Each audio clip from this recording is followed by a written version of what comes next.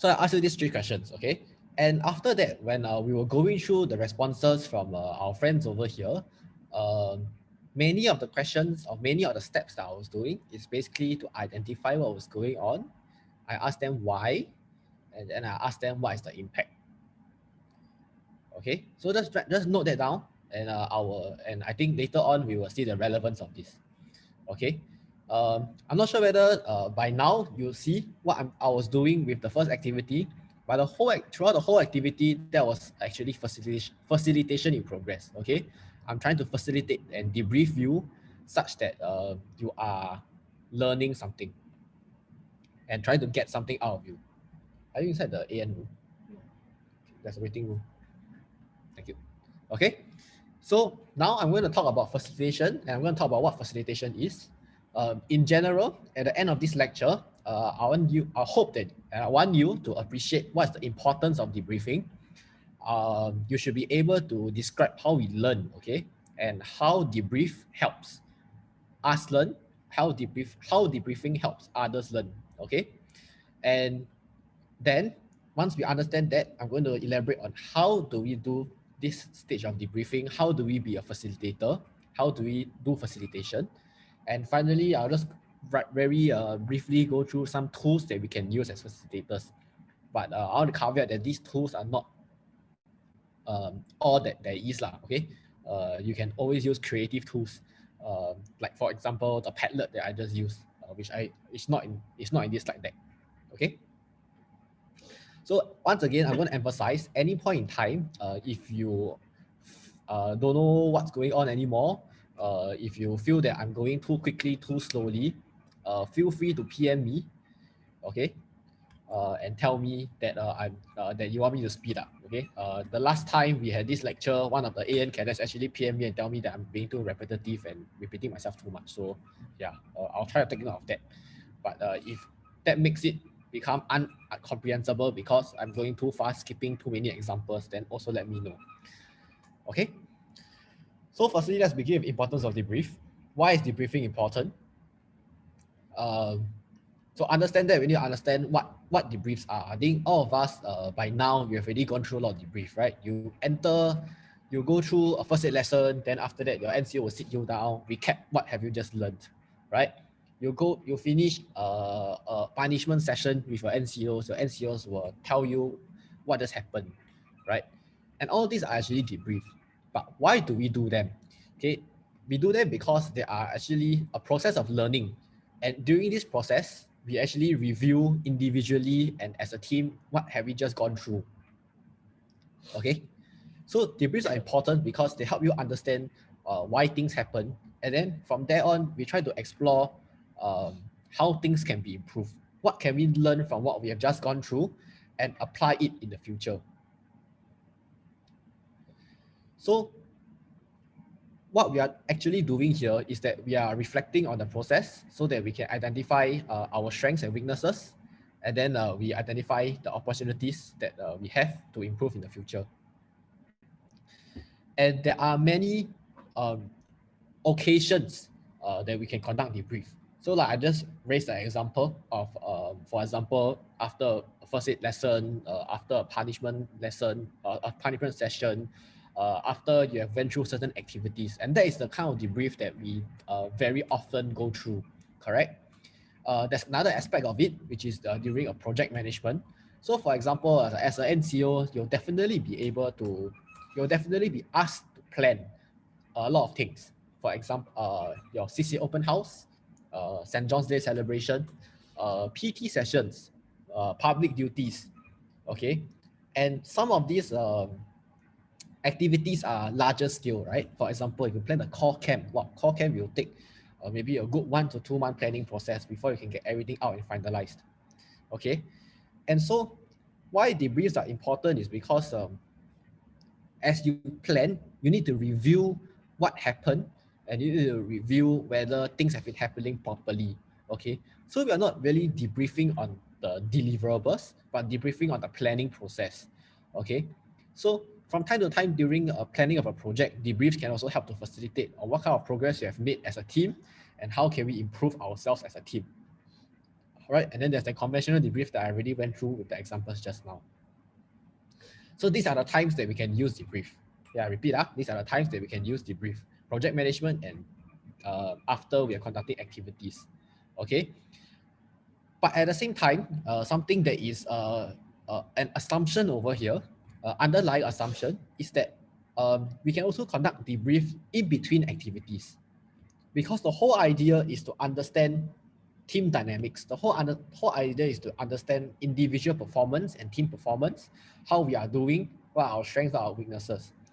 So we can also do debriefs in between activities, right? So for example, okay, you are playing a soccer game, okay, during your recreation time with your squad mates, all right, and then there's a 5 minutes break in between. You all play for 10 minutes, then you all break 5 minutes. Okay, you can always do a quick debrief within these 5 minutes to think about what have you done in the past 10 minutes. Oh, well, who never passed this, who never passed that, someone was being a selfish player, blah, blah, blah, blah, blah. So that in the second half of the soccer game, you can improve what you have just went through. Okay, so this is an example where debriefs can be done in between activities. Okay, and debriefs can also be done before activities. Okay, for example, we all go through goal setting. Okay, we all go through objective setting, right? Sometimes, at the start of the term, your NCOs will ask you, let's set out what we want to do for the rest of the term. Okay, actually, this whole process is not a debrief, but it's also part of facilitation. Okay, when we are doing all these activities, we are using facilitation, which is the skill that is being taught here to conduct them. Okay, so don't just take this slide for face value. All right, project management is one, and before, during, after an activity, we can all do some kind of activity that is very similar to a debrief, and that is based on facilitation skills that we are teaching here. Okay, so now why I say that this whole idea of facilitation and whole idea of debriefing is important is because it ties in very closely to how we learn. So remember, I said debrief is for learning, and I want to tell you exactly what's a learning process. And this is characterized by something called the experiential learning cycle. Okay, so the experiential learning cycle is basically something developed 40 years ago by these psychologists. Over here is very cheap terms such as concrete experience, reflective observation, abstract conceptualization, and active experimentation. I don't need to know this. I only want you to know this. Okay, this is what I have simplified it for you. Okay, into simple questions to ask. So number one, what happened? Okay, number two, this thing happened. So what and why? Okay, what did this thing happen and why does this thing happen? Okay, then now I know that this thing happened, why it happened, and what it means that it happens. What am I going to do about it? That's now what. All right, now that I know the now what, then I'm going to do it. Okay, and that's where the event happened. And then now we're going to ask the question again, what happened? Okay, so this is how we learn. We look at something and then we reflect on why, the whys, the causes of it. We reflect on the impacts of it, and then we try to identify what's good and what's bad, and we keep it so that in the future we learn from the mistakes. This is exactly why in school your teachers ask you to do correction. Your math homework got problem, then you must go and do correction, do the correct step. That's because we want you to understand what's going on wrongly and then do what's correct, so the next time you'll do the correct thing. Okay, and it's the same learning process that we all go through, especially in today's context, in St. John, where we might do things, activities over and over again, but at each and every time there's a learning process for you to go through. Okay, so I sort of gave it away, but I'm going to ask you again anyway. So I mentioned, rather the slide, two slides ago, it was showed that debrief facilitates 3 out of these 4 steps. Okay, so there are 1, 2, 3, 4 here, right? Can you all just type in the chat which 4 steps, or rather which 3 steps do you think these 3 steps are? So you can type, if it's 4, 1, 2, you type 4, 1, 2, type 2, 3, 4, you type 2, 3, 4, type in order. So you think it's 4, 2, 3 also can. Yeah, okay. So most of you get it. It's 1, 2, 3, right? So, and you notice that this what happened, so what, and why, and now what. These are all questions that we're asking, correct? These are all questions that we're asking. And remember what I just told you to write down on your notebook, scribble down on your notebook, okay? Do you realize that the questions that I asked you, when I asked you, are you ready to be an NCO, corresponds to this question 1, question 2, and question 3. Okay, so this is what this is something that I want you to take note of first. Okay, and we'll come back to that. We'll come back to this later and dive deep into this later. Okay, so good job, everyone. Got the answer 1, 2, 3. So I repeat, debriefing helps you by going through these questions. What happened? Finding out the cause. Finding out the impacts of it. So what? Finding out what caused this. Why?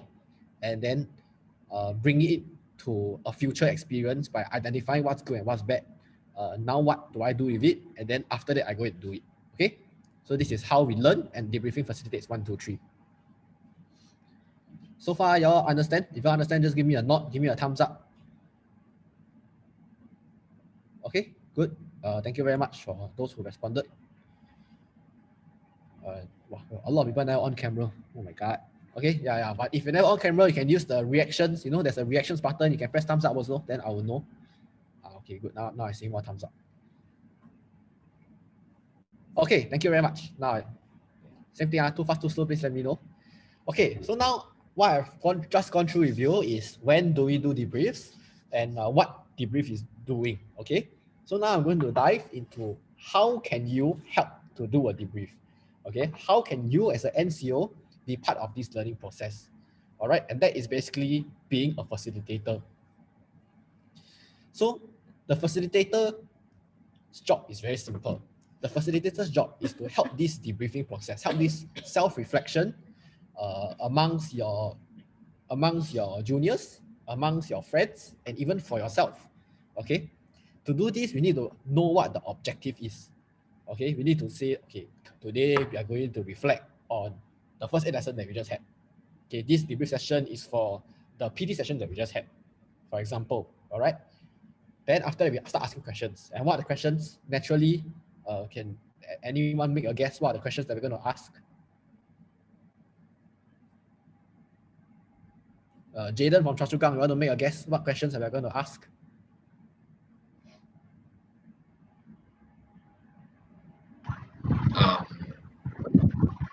I have no clue. You have no clue. Okay, comes. Come call a friend. Do you have a friend you want to call?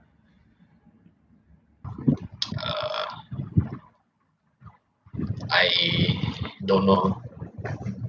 Okay, now why I call someone else? Yeah. I cannot see your names. Hang on. Very annoying. I want to ask Joy from Bukit Panjang. What are the over here in my slides? I wrote ask questions. So what kind of questions do you think we'll be asking?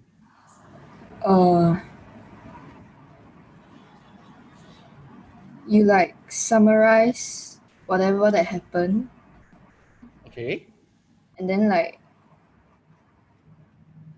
you ask them why it happened. Mm-hmm. And then after that you like tell them what will happen. Mm-hmm. Yeah, then like yeah. Okay, good. So you correctly pointed out the why and the now what. So essentially the questions that we're asking are the questions that I just showed you, right? The over here, the what happened questions, the so what, the why. So this is your role. Your role is to ask these questions so that people know what's going on. Okay, that is very simply what a facilitator is doing. Okay, and of course, when we are doing debriefs, the facilitator as the leader, as the NCO in your eyes, will have to make sure that there's a conducive and inclusive learning environment for all. What do I mean by this? So, for example, if you're doing a debrief, you won't want to do it in the middle of under the hot sun, right? You don't want to do it somewhere where it's so noisy, like the band is playing behind you, right? Then no one can hear anything. So that's being physically conducive, in the sense where everyone can hear each other and we don't have to shout at the top of our voice, just trying to get our point across. But there's another aspect of conducive, okay?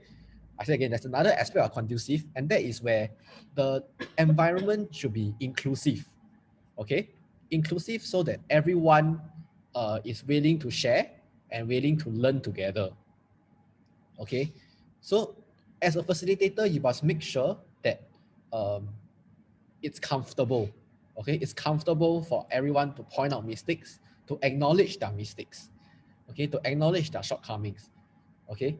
That is very important, okay? And I will explain a little bit more on how to do that later, all right? Finally, the role of facilitator is to make sure that everything that we discuss in a debrief is properly recorded. So like I said, a debrief is so that in the future you can improve, okay? So in the future, when you need this information on how to improve, you must be able to refer to something, okay? So we must make sure that you record down what, as a team, we have achieved. Your participants are recording down what lessons they have learned, okay? And I'll even say that this process of recording down, this process of writing down is as important as the debrief process itself.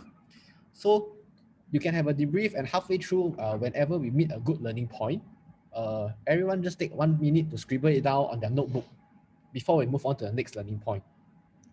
And this helps you do a few things. This makes sure that these lessons and learning outcomes are recorded so that in the future you can refer to them. It also helps as a checkpoint, okay, to consolidate knowledge. All right. Sometimes debriefs can be very long, can be like 15, 30 minutes long. Someone go on and on and on, right? It's good that by physically recording down stuff, it helps you internalize what just went through, what just happened, and it also sets you ready for the next part of the debrief, and you don't get overwhelmed. Okay, so these are the 3 big roles of a facilitator. And with these 3 big roles in mind, number 1, asking the correct questions, setting the objective. Number 2, ensuring a conducive and inclusive environment. And thirdly, recording down the learning outcomes and actions. I'm going to tell you how to be a facilitator. And I summarize into 5 main steps that includes preparation work, and then step 1, 2, 3, 4 in the cycle. Okay, so again, 5 main steps. First one is preparation work. Once you're done the preparation work during the debrief, you will do 1, 2, 3, 4 in a circle, in a cycle. Okay. So step 1 of the cycle is you will clarify the objectives. So that's what I meant just now, right? That's the role number 1 that I already put it across. Then step 2 is a rather optional step. You must select an appropriate debriefing tool. Okay. For example, just now in my session as a facilitator, I use Padlet as a tool. Okay. That's an example of a tool. You can do without. I can ask you to just write down on a notebook. Then I ask you to share. That in itself is also a tool. So the tool is rather a medium method of doing the debrief. Okay. You can use innovative ones. You can don't. Up to you. Step 3 and step 4 is very important. Step 3, I call it 3-step questioning. Essentially, it is step 1, 2, and 3 of what I showed you just now. The what happened, so what, why, and now what. You'll just keep asking these 3 questions. You realize that being a facilitator is about asking these 3 questions so that we know what's going on and the participants can reflect upon their own actions. And after that, as a facilitator, it's very important that you have the skill and the ability to summarize what has just been taught. Okay, so that's step number 4. Ken, at this point in time, everyone clear? Anyone lost? Every time I ask a question, can you just give naturally a head, nod or a shake of a head? So I will like, no, then we can move on. So you're clear?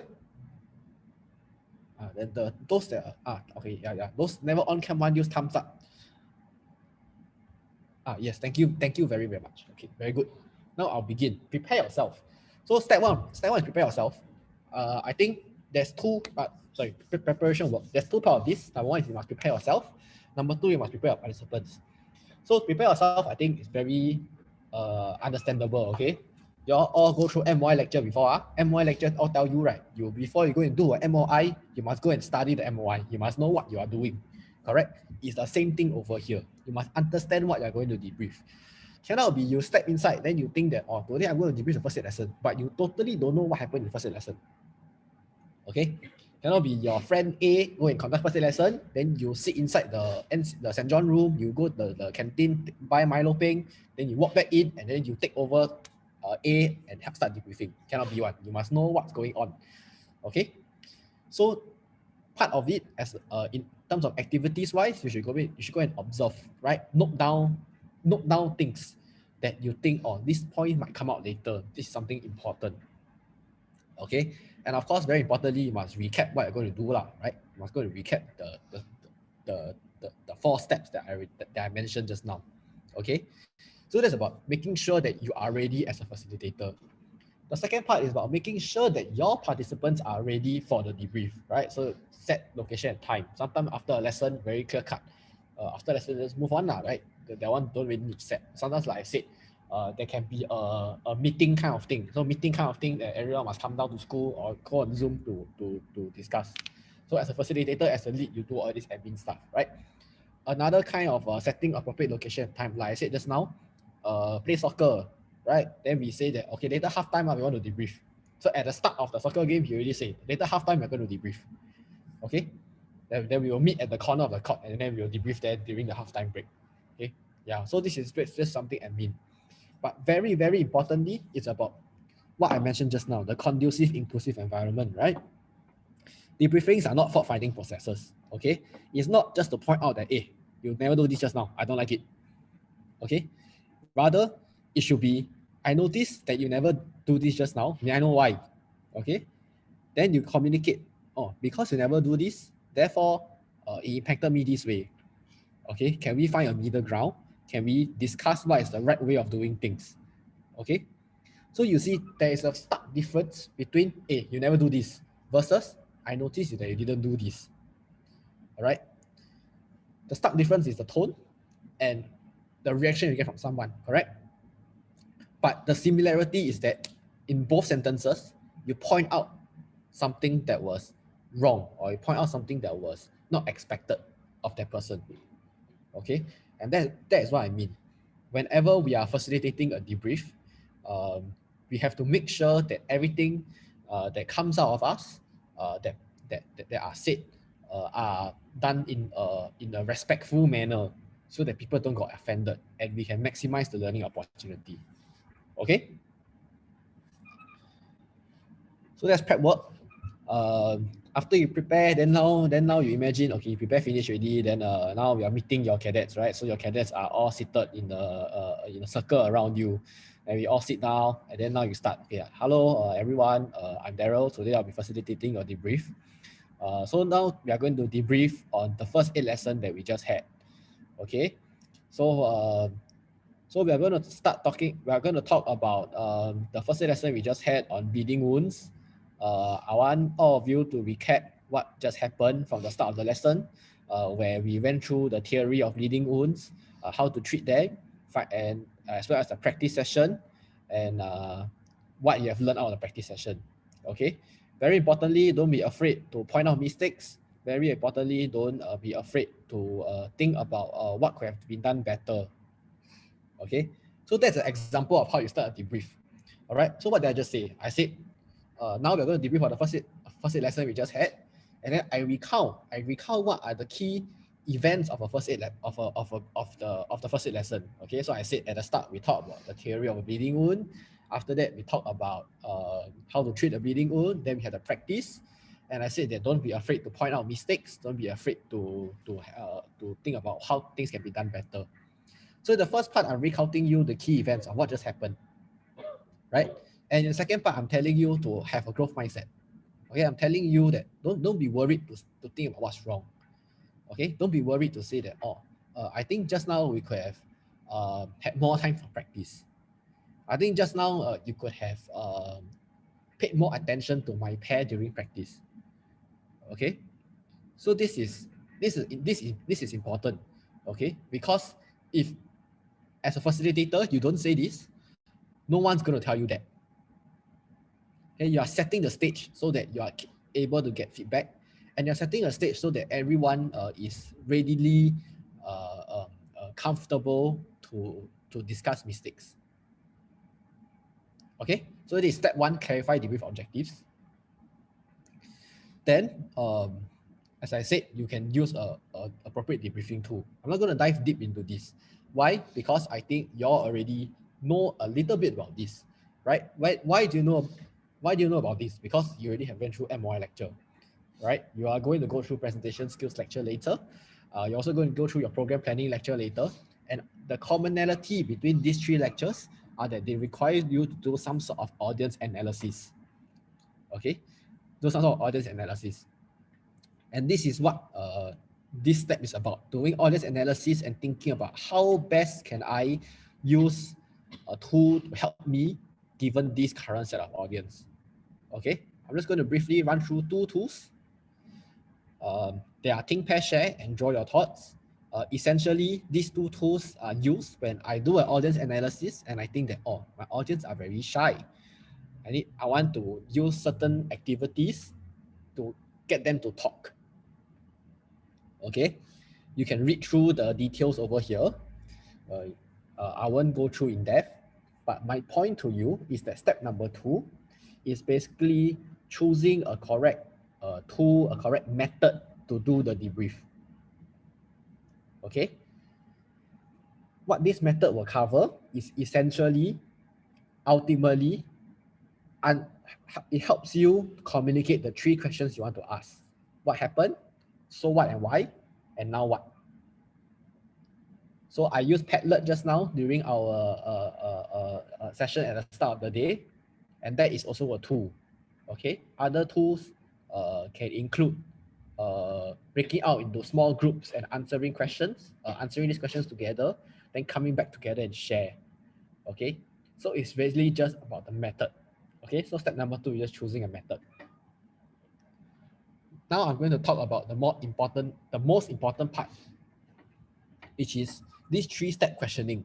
Okay, I've been saying over and over again, and basically how to ask these questions and what these questions are doing. Before I begin, I want to emphasize that all 3 questions or all 3 types of questions are equally important. Okay, all 3 types of questions are equally important.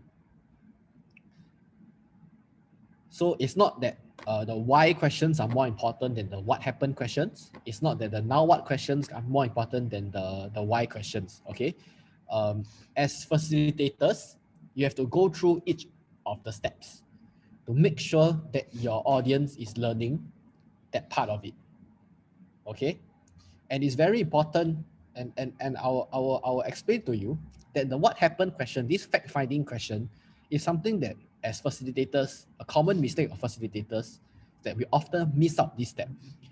Okay, why I say we often miss out this step? Because we take it for granted that everyone having gone through an activity will already know what happened. But I also can tell you why that is not true. Okay, that is not true because the rest of the group might not be on the same page, right? Imagine the example I gave you just now. During the first lesson, I felt that you didn't pay enough attention to my group. All right. Imagine now you're practicing in pairs. Okay, as a pair that was neglected, your other squad mates won't know that you were neglected or that you feel neglected. Okay, as a facilitator, that pair, as a facilitator facilitating a debrief, you need to make sure that this fact is known across all the pairs, right? Among the entire audience that you have. Okay, soccer match. Just now the guy never passed me the ball. Not everyone know that he never passed you the ball. Okay, so this what happened question is very important. Everyone needs to be on the same page. Okay, and then we ask the so what and why questions and the now what. So like I said, the what happened question is really just recalling, and a way to ask this is what do you observe or what went well. So when you ask questions like this, notice that it forces the person to point to a specific event. And that's exactly what we want to do. Okay, so when we ask what do you observe, typically someone will tell you that typically someone will reply you with something that that was memorable that happened. or like, oh, just now someone fell down, right? Oh, just now this did that, or I did this, I did that, correct? What went well? Then the person will tell you that, oh, I think we did this really well. So then that forms the basis of the debrief. Okay, now we have this event that's happening. So yeah, after we know that this event is happening, then we want to know what is the implication of this and why did it happen. Okay, this is intertwined. Why I say this intertwined? Understanding the implication of things gives you the reason to understand why it happened. If something is bad, for example, just now tripped Ben during the soccer match, right? What is the implication of that? The implication is obviously Ben got hurt lah, right? But we need everyone to be on a common consensus that the implication is bad. Okay, what if Tom doesn't feel that he did anything wrong? Why if feel that soccer lah, play rough ah. Okay, so we need to understand that as a facilitator, something might be obvious to you. If I tell you that Tom tripped Ben, your immediate opinion is that then Tom anyhow that's your immediate opinion. But to Tom, it might not be that way. Okay, so we need to uncover what Tom feels about it, and we need to understand why Tom did certain things. Okay, so this so what and why is intertwined. So if I ask Tom, why do you what do you think happened to Ben after you tripped him? Then you say, he just stand up and continue. You see, so to Tom the consequence is that just normal lah. There's no consequence to it, and that gives you an explanation and some form of explanation as to why he did it, because he doesn't think it's a big deal. Correct? And that's when your facilitation becomes a bit more complicated, when you need to explore what Ben also feels about it. Right? Ben feels hurt about it. Ben feels that it's unacceptable. And that's where the learning takes place. That's when Tom starts to realize that, maybe I'm in the wrong. Okay? So recall, we asked what happened. Then we ask what are the implications, and that lets us understand why people do certain things. Okay. After that, obviously, we're going to do the now what questions. Okay. So what do you learn from this? What does it mean to Ben? What does it mean to Tom? Okay. So maybe back to the scenario just now. Ben shares that after he fell down, he felt that it was quite a big deal. Like he didn't expect to be tripped.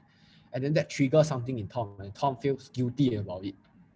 And Tom learns that when you play soccer, then it's not just about winning the game, you see.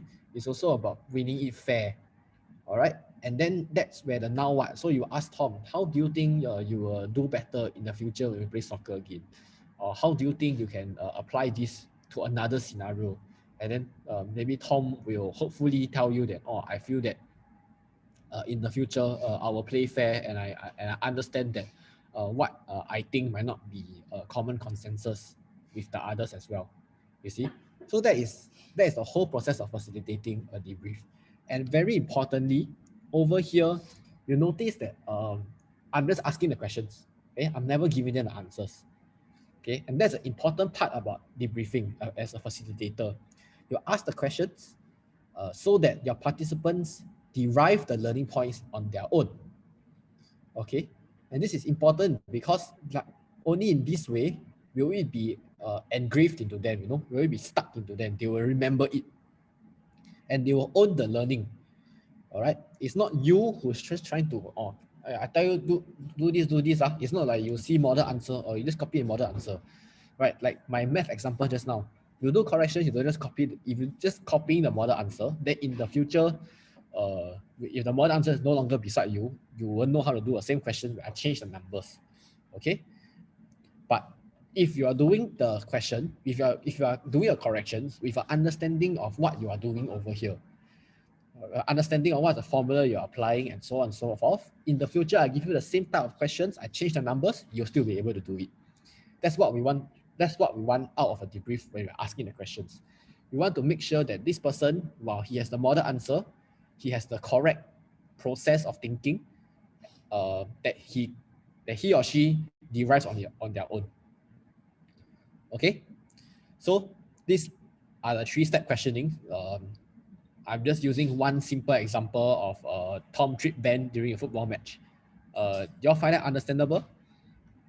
Anyone doesn't get what I'm trying to say? I see some of you shaking your head a bit left and right. Anyone requires me to give another example?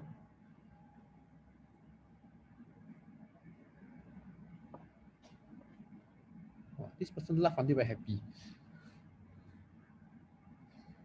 Okay, I'm not seeing a definite yes or definite no. I'm going to move on. Hopefully y'all will understand what I'm trying to say. If you don't understand, please voice out, because like I said, this thing is definitely going to come on your test. And the truth is, during the bridging, I looked at a lot of the answers, and got quite a handful of people didn't pass because they cannot answer properly. Okay, so if any point in time you don't really get what I'm trying to say, or you cannot imagine yourself doing it, please voice out so that I can help you. Can? So, important point about questioning is that, ignore the first point first. Let's talk about the second point first. Asking open-ended questions. Okay. Notice all the questions I asked. It's not, do you think you were wrong? Do you think you should have trip Vhen? I asked you, what happened when you trip? What do you think Vhen feels when you trip Vhen? What do you think can be done better? Okay. Notice that I'm not leading you into any sort of answer, right? Just now when I'm asking your questions about your responses, right? I leave it to you to answer something, unless I want to direct you to a thinking direction. Okay. It's a balance. I'll say it's a balance, because sometimes you feel that your participants need help and need the opinion. Okay. But most of the time, we want them to derive the answers themselves. And that is why we ask open-ended questions and prevent suggesting opinions in the questions. Okay. So over here, the example is, do you think you could have managed your time more efficiently? My other form of question is, what do you think you could have done better? And hopefully, this what do you think you could have done better will be, I'll get the participant to tell me that, oh, I could have managed my time more efficiently. Okay, so that is one thing to look out for when you're asking questions. Okay, sometimes when we ask questions, then the response that we get from our participants are a bit more ambiguous. Like you don't really know what this person is trying to tell you. Okay, and that's where you need to clarify. So this is a very cliche example lah. How do you find the activity just now? So I found it very interesting and meaningful. Right? How many of you now, I ask you how you find this lecture? I think this lecture is quite good. Right? But what does good mean? What does interesting and meaningful mean? Okay. Put yourself in the shoe of getting feedback. I think it does not tell you anything, right? It does not tell you what went well. It does not tell you what went wrong. Okay. It does not help you reflect as a presenter, because it does not give you good understanding of what has happened. So we need to find out, what does interesting and meaningful mean? So like my question here is, what do you find interesting? So for example, I asked you, what do you think about the reflection activity just now? Then you will tell me, oh, I think that was very helpful, or I think that was very useful. But I want to know, what was it useful? Is it useful? I'll ask you what exactly is it useful about? Is it useful in helping you think about yourself as a leader? Is it useful in helping you reflect upon your current status? Things like that. That's what we want to hear in the debrief. And that is your job as a facilitator, to dig out this kind of response. Okay? So 2 things to take note when you're asking questions. Number 1, as I mentioned previously, is asking more open-ended questions so that your participants can go and derive the answers themselves. Then second one is, every time people give you ambiguous stuff, very meaningless responses, you must go and dig deeper into it. Okay? Great. So finally, rather after every single learning point that we discuss, it's very important that we go and recap what we have just went through. So this is what I was trying to say about writing down stuff, summarizing the learning points and writing down, and that serves as a checkpoint for us as we are conducting a debrief. We know what's done, we know what's going to be learned, and then we move on to something else. Okay. And probably after the entire session, after 30 minutes of debrief, you want to, as a facilitator, summarize what you have just talked about throughout the whole 30 minutes, right? There was the first event, there was a second event, there's a third event. These are the things that we've gone through. These are the things that we will learn and follow up in the future. Okay? And that is basically it, right? Those are the 4 steps, or rather 5 steps of being a facilitator. So, in general, as you are running through this process, it's very important to remember the objective and be focused. Okay, don't go out of topic lah, essentially. Okay, you need to be actively involved, in the sense you need to be actively listening. You cannot ask a question then zone out. Okay, imagine just now I ask you something, then you tell me something I totally can you repeat, right? You are basically just not there, and then no one will want to listen to you. Okay. And also be actively involved in the sense of be there to share your own experiences, share your own observations, but do not impose your own values, do not impose your own opinions on people. Okay? Which means that you can share what you think. I think that was good. I think that was bad. Okay? You can say all those, but they need not agree with you. You cannot, ultimately you cannot force them to agree with you. Okay, take for example what we've just went through in the morning. I can share with you that I think being ready as an NCO is basically being ready to take on responsibility. That's something I can share with you. And I can only appeal to you, I only ask you to try to accept my point of view, but I cannot make you do it. Okay, I cannot say that, if you don't do it, then you're going to do 50 push-ups. Right? Just as during a debrief, you cannot go and tell someone that doesn't agree with you, go do 50 push-ups, and then expect that after they do 50 push-ups, they agree with you. So this is what I'm trying to say here. Don't impose your views as a facilitator. Okay? So, very quickly, I just summarize what we just went through for the lesson. Debriefs are basically sessions that we reflect and we learn so that we can improve in the future. All right? And this whole learning thing is about asking the questions of what, how, and why that corresponds to the way we learn. Okay? We learn by understanding what happened, how and why they happen, and then we use it in the future. Okay? That's the experiential learning cycle. So as a facilitator, you are important, okay? Because as a facilitator, you set the stage for the debrief in terms of its environment, right? Physically, as well as prepping them mentally, okay? Prepping them and making sure everyone is comfortable to share. You guide them along by asking the appropriate questions of what, so what, why, and now what. And then we take the time to record the outcomes of a debrief. Okay. In order for you to do all this, you need to make sure that you put in the effort to prepare for a debrief. Okay. And during the entire process, you need to be very engaged. You need to you need to concentrate. Okay. That's what I meant here. Okay, good. Understand? Don't understand? Understand? Not don't understand? Shake head. Yeah, of course all of you are not, because you don't want to listen to me say it again. Okay, but yeah, I'm just kidding. Thank you for the response. I saw a lot of I see a lot of you nodding, and I saw a few thumbs up. All right. I'm going to touch a little bit about conflict management. Okay, this is what you will go through later on during your lecture with Tony sir. Okay, and I want you to see the similarities between facilitation and conflict management. Common cause of conflict, I'll leave him to cover this.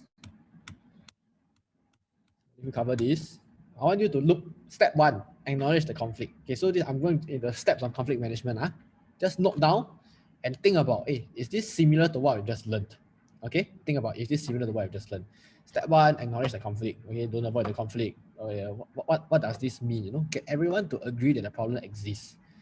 So if you're managing a conflict, does this correspond to anything that you have just learned in terms of what happened, in terms of making sure there is a conducive environment for debrief?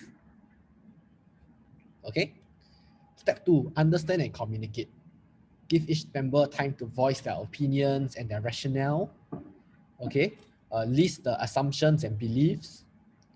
So does this correspond to the so what and why that we have just went through? Okay, so for example, I feel that this person is unreasonable because of this. Okay, I feel very offended because of this.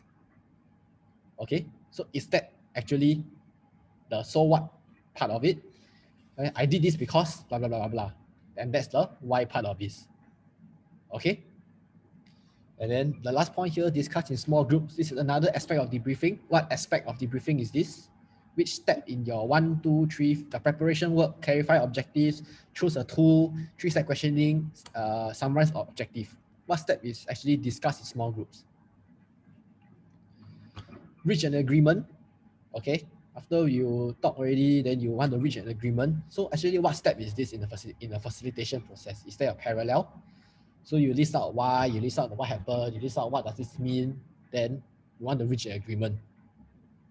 And then you want to have a plan, right? You want to have follow up. Then as you follow up, you acknowledge and you monitor the situation, you acknowledge the success of it. Okay. So yeah, this is the whole process of facilitating a conflict management kind of a scenario. And later on, Tony will elaborate more. Well, I hope that from this lecture, you'll see that there is definitely a parallel to whatever you'll be going through later. Okay. Later, Tony will talk more about applying this, having understanding of a team building process and understanding of leadership styles. Okay, but what I'm coming from here is that the tool that we are teaching here, this conflict management tool, is there's a direct parallel to each one. Okay, all right, good. Now I'm going to send you all a link.